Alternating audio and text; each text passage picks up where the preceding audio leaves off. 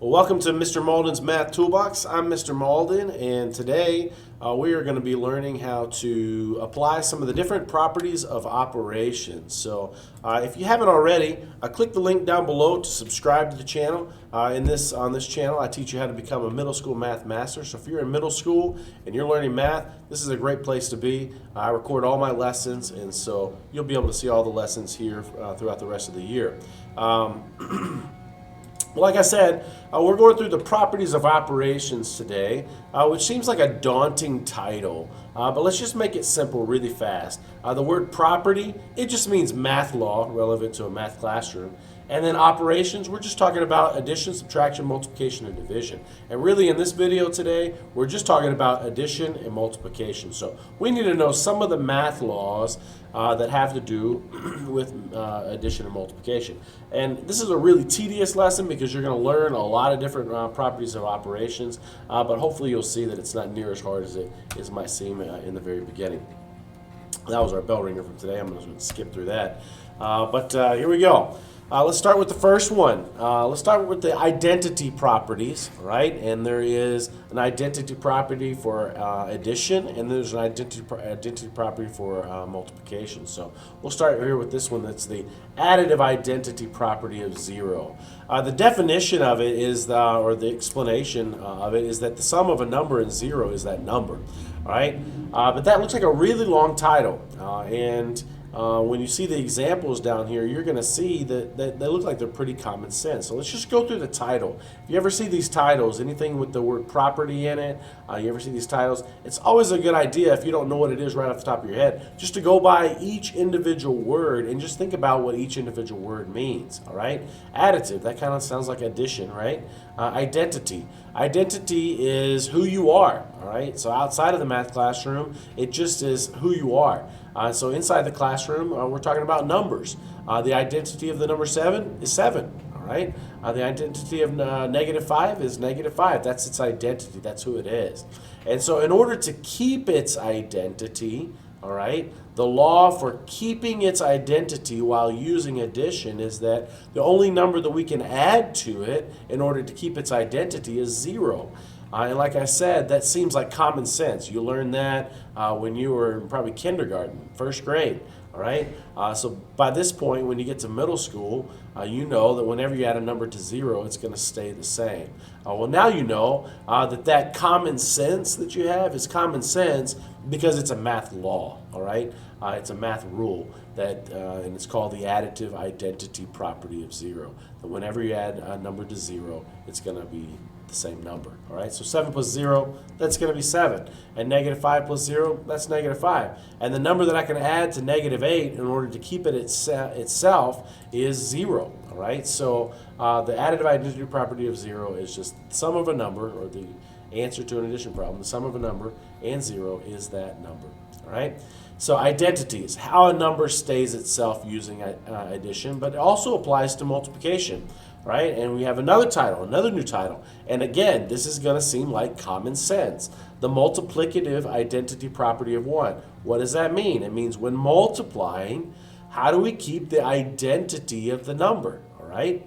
By multiplying it by 1, all right? So, like I said, it's pretty common sense that 7 times 1 is 7. By this time you're in middle school, that's common sense. Anytime you multiply a number times 1, it's going to stay itself. But now you also can see that common sense rule has a name as well. So I have my camera right here. It's kind of blocking that one word, but there you go. You can see that one word is just the number one, the word 1. All right. So the multiplicative identity property of 1 is how we keep a number's identity, keep it itself through multiplication. It's just by multiplying by 1. So -5 times 1, that's -5. And the number that I can multiply -8 by in order to keep it itself is 1. All right. So there you go. The product of a number and 1 is that number. All right. Let's move on. Let's talk about the inverse property. Okay, so we talked about the identity property, how we keep a number itself, all right? But let's talk about now the inverse property, all right? The inverse property of addition means whenever I'm adding a number plus its opposite, I'm going to get a sum of 0, all right? You have this one little definition right here. It says the additive inverse of a number is what you add to a number in order to create the sum of 0, all right? This is not necessarily common sense by the time you get to middle school because you never worked with negatives down in elementary school. But now that you work with negatives, you can understand that 7, it's kind of like having 7 items, all right? And -7, that's kind of like owing 7 items. If you added those two things together, having 7 things and owing 7 things, then you would have a sum of 0, all right? Whenever you're adding a number plus its opposite, the sum is 0. So -5 plus 5, that's going to be 0. And the number that I can add to -8 in order to get an answer of 0 is +8, all right? I'm going to add opposites. So again, when you're adding the inverse, all right?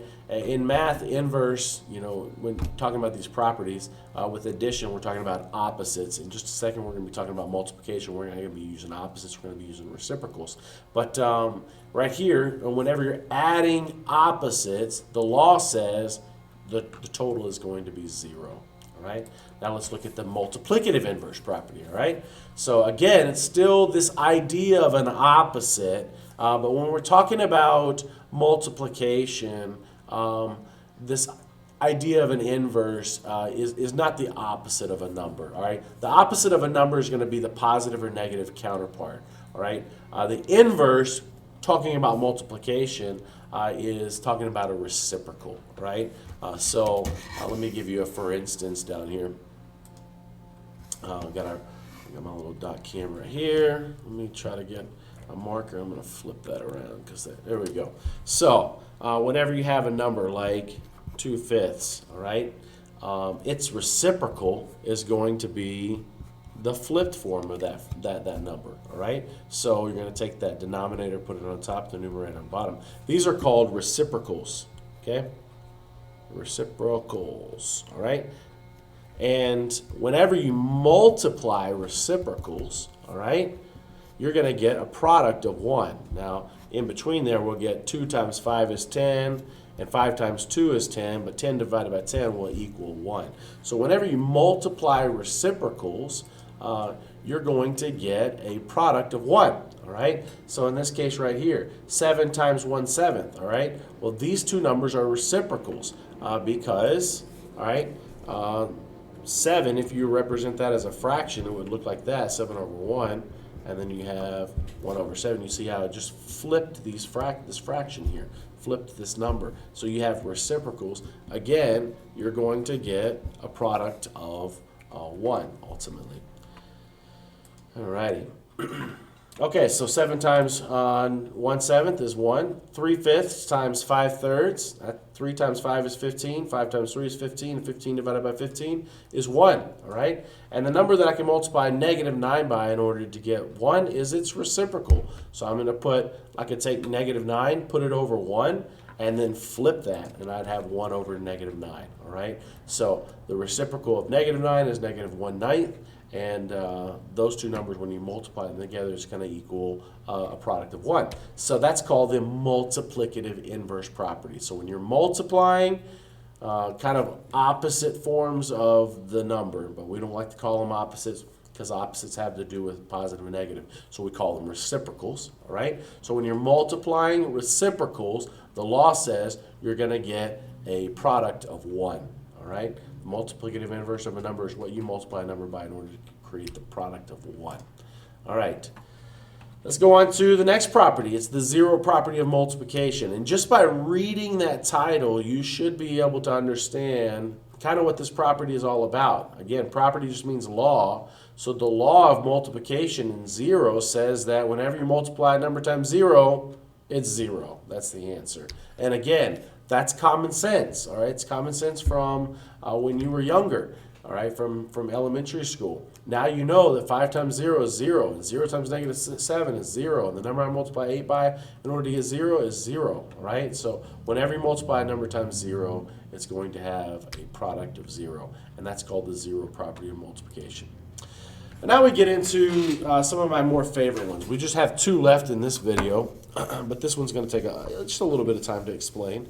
It's called the commutative property of addition, and then there's also a commutative property of multiplication. And this says, all right, when the property, all right, let's just talk about the one for addition.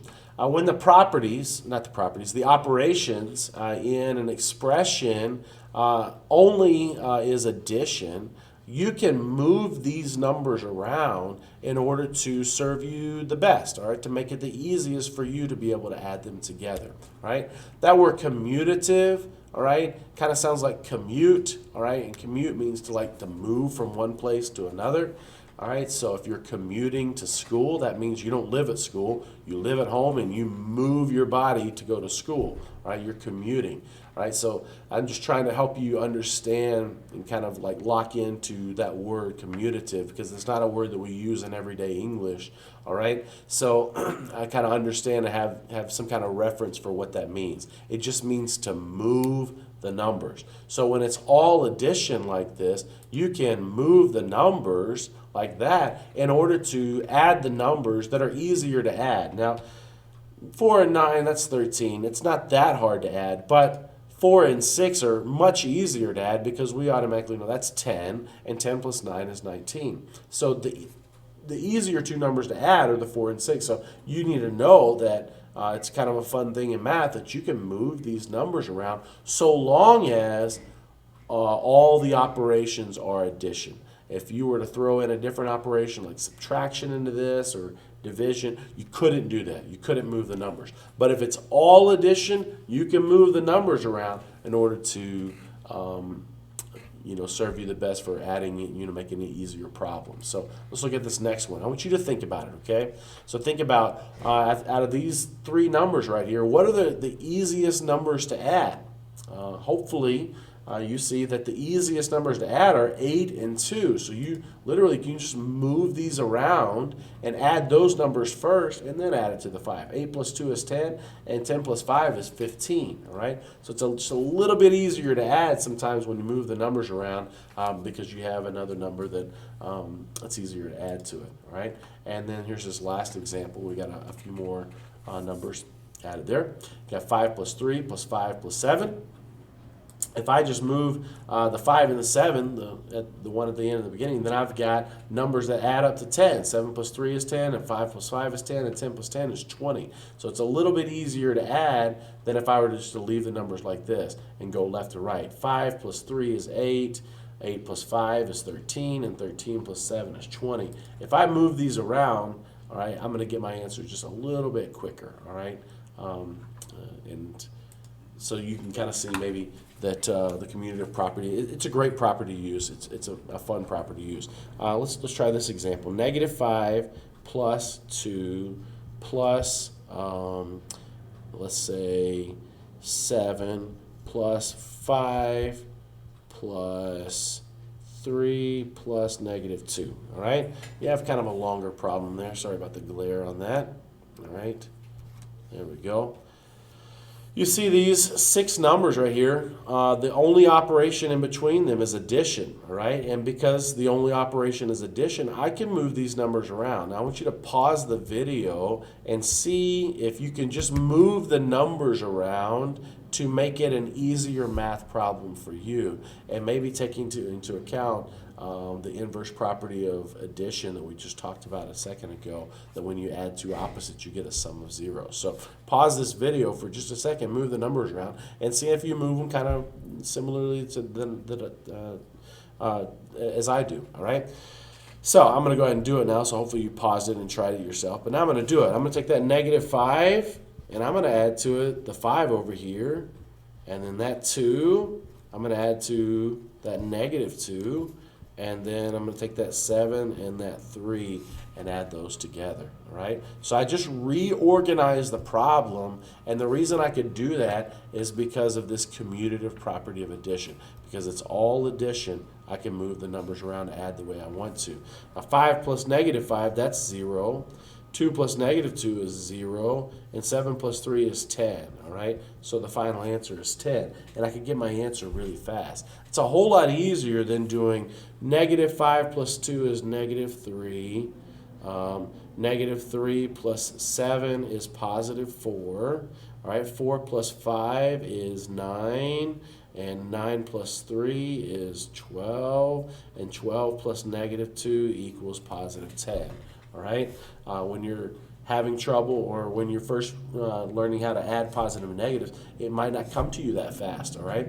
But if you remember this rule that you can move around numbers if it's only addition, then sometimes you'll get lucky and you'll have maybe opposites inside the problem like we did here. Negative 5 and 5, those are opposites. Those add up to 0. That's that inverse property of addition. And so, again, you just want to be able to understand that you can move the numbers around in such a way that makes it easier for you to add the numbers, right? And likewise, this property of addition applies to multiplication. That's what I was about to say, but I had this other problem here. I forgot about this problem. So let's just look at these numbers right here, and let's just think out loud. It's all addition in between them, all right? What's easier to add to 1 than any other number? Well, 9 is, all right? So we would add 1 plus 9, and then we have 2. What number is going to be easy for that? Adding to that is 8, and then 3, the number that's easy to add to that is 7, because these all equal 10 right there, okay? So 4 plus 6, that's going to equal 10 again, and I'm going to put the 5 at the very end. So I just reorganize the numbers so that it makes the addition a little bit easier, all right? So 1 plus 9 is 10, 2 plus 8 is 10, 3 plus 7 is 10, 4 plus 6 is 10. And then you have the 5 left over, and you have 4 10s, that makes 40, plus 5, that's 45, all right? So all we did is just reorganize the numbers in order to make the addition a little bit easier for us. All right, now let's move on to multiplication. The same is true about multiplication, all right? When the operation in between the numbers is only multiplication, all right? Again, like with addition, if it's only addition, you can move the numbers around. With multiplication, you have the same kind of situation. If it's only multiplication, you can move the numbers around in order to multiply them in such a way that's easier for you, right? Now, I could do 5 times 9 is 45, and then I could do 45 times 2, which I know by memory because I've done math for many years now. But a lot of students would have to come down here and do 5 times 9, that's 45. All right, and then I've got to multiply it by this 2 right here. Sorry, my handwriting is really, really messy. All right, there we go. 45 times 2. Well, a lot of us would have to go over here and write it down as in a multiplication table. 2 times 5, that's 10. I'm going to carry my 1, and 2 times 4 is 8, plus 1 is 9, and you'd find your answer is 90. But you'd have to have it written down in a multiplication table in order to be able to do it. All right, where if you understand this commutative property of multiplication, you understand that I could have just moved the 2 and the 9 around and the 5 to where I just have the 2 multiplied by the 5. I can do that in mental math. 2 times 5 is 10, and then 10 times 9, that's 90. It's pretty simple. It's a cakewalk, all right? So, again, it's a pretty fun property to use when you're doing multiplication because you can move these numbers around in order to be able to do that multiplication, all right? So let's look at this one right here. This next problem, 1/8 times 3 times 8. Are there 2 numbers there that are easier to multiply than the others? And the answer is yes, there are. The 8 and the 1/8 are easy to multiply, so I can move these numbers around. I can multiply that 8 times that 1/8, all right, that's going to equal 1. That's the inverse property of multiplication. Whenever you multiply a number by its reciprocal, you're going to get a product of 1. So 8 times 1/8 is 1, and 1 times 3 is 3, right? So again, just a really cool property, math law, that we can use in order to make problems easier for us. And we have this last one right here. This looks like a complicated example right here. I'm going to write it on my board, and then I'll take you to that display. Here we go. we've got 5 times 2x plus 1 divided by 3 times 1/5, all right? What you need to see here, this grouping right here, and we haven't worked with groupings yet, expressions yet this year in 7th grade math. That's coming in another couple of weeks. But this grouping right here, because it's grouped, this is just a number, all right? Everything inside that parentheses right there simplifies to a number. Now, we don't know what that number is yet because we have this variable x, all right? But it's still a number. So we have a number multiplied by another number multiplied by a final number right here. So we have 3 numbers being multiplied. Now this number, again, is complicated because it's represented as a more complex expression. But that's an expression just like that is, just like that is. These are just simpler expressions, all right? Again, there's just 3 numbers being multiplied. So when you have a situation like this, you can, because there's only multiplication between the 3 numbers, you can move these around in order to make the math a little bit easier for you. So I'm going to take that 1/5 and move it next to that 5 because I know 1/5 times 5, that's multiplying inverse, or multiplying reciprocals. All right, that's going to equal 1. And then 1 times 2x plus 1 divided by 3 is just 2x plus 1 divided by 3. So your final answer, because these basically cancel each other out, that's going to equal multiplied by 1. Your final answer is just going to be 2x plus 1 divided by 3. And I can't simplify that anymore, and we're going to learn that in a couple of weeks, why we can't do that. But just to keep it simple, I can't simplify it anymore because of that variable. All right, this was a test question in the state of Texas a few years ago, and it gave a lot of students a lot of fits, all right, because they had this number, they had its reciprocal on the other side, and then they had this complex expression right here. And this should be a cakewalk, all right, because you should be able to understand you can just move these numbers around and multiply the equal 1, and then 1 times this is just that. That was the final answer.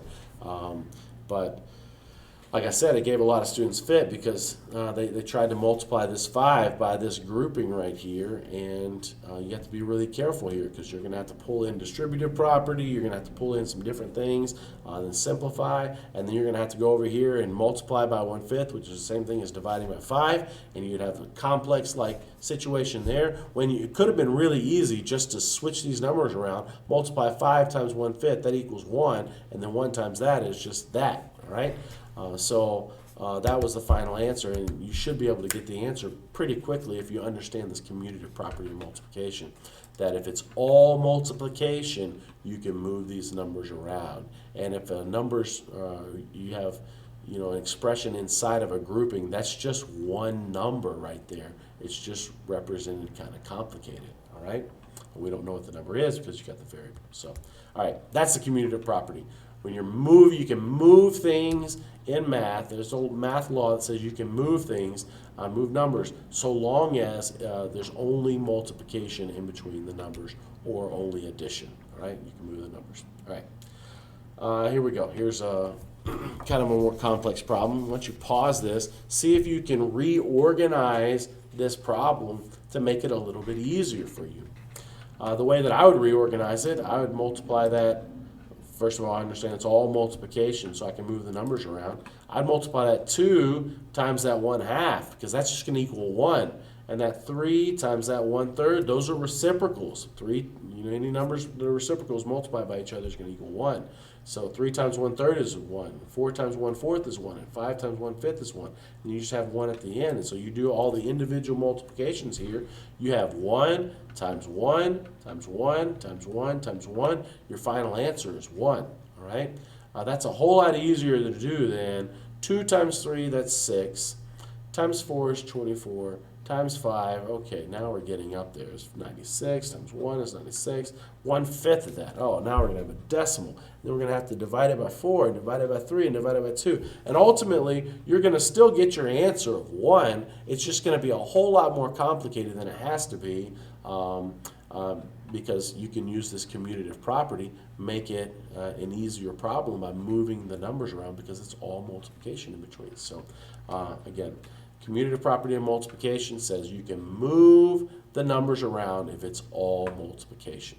All right, final property in this video is the associative property, and it's similar to the commutative property in that you can move the parentheses around, the groupings. But the key word I just said is groupings. When you have groupings that are present, all right, like this, and the only thing that changes between two expressions is the different set of numbers are grouped, all right? That's an association issue, all right?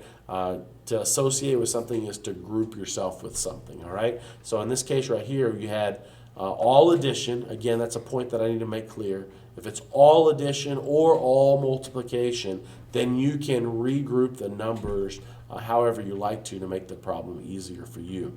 So 3 plus 9 in a group plus 1 is the same thing as 3 plus 9 and 1 in a grouping, just like that, all right? So this is a little bit easier to do mentally because we know 9 plus 1 is 10 and 10 plus 3 is 13. It's a little bit easier to do than 3 plus 9. I'm going to have to go to back to my addition, memory, or I'm going to have to count, 9, 10, 11, 12, all right, or something like that. And then I'm going to add another one as well to 13. When I could do this mental math really, really fast by just understanding, well, 9 and 1, they're a little bit easier to group together for addition. So I'm going to do that. I'm going to regroup things in order to make the adding a little bit easier. So the way in which the numbers are grouped when adding does not change the sum. That's the associative property of addition.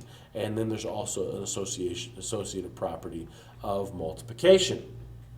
All right, that says when it's all multiplication in a problem and you have different groupings like this, so like the 3 and the 9 are grouped right now, you can regroup these numbers and it's not going to change the product, all right? So if I took this grouping around 3 9ths and removed it and put it around the 9, not 3 9ths, 3 times 9, and then put it,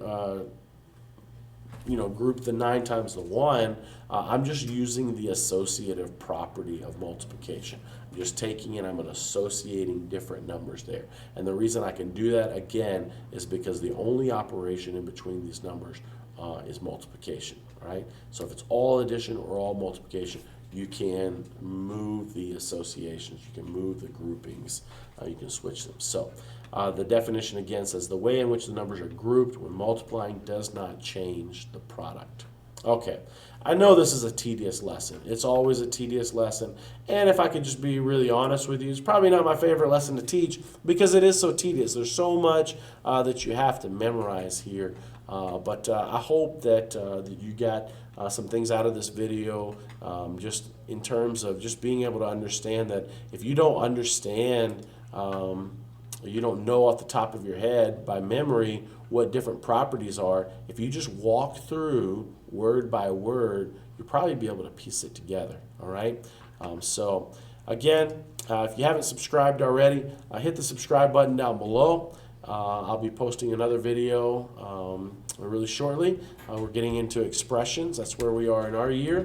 And solving equations will be really soon. So if that's you, no matter where you are in the country, I'd be glad to help you. And the way that I can help is you can come back here and any of the concepts that you see there in the titles that you need to have a refresher, you can come watch videos, and I'm going to give you opportunities to be able to interact with, be able to pause the video, do it yourself, come back and get the gratification to know if you were right or not. And I try my best to explain it as best I can. So I hope you have a great day, and we'll see you next time.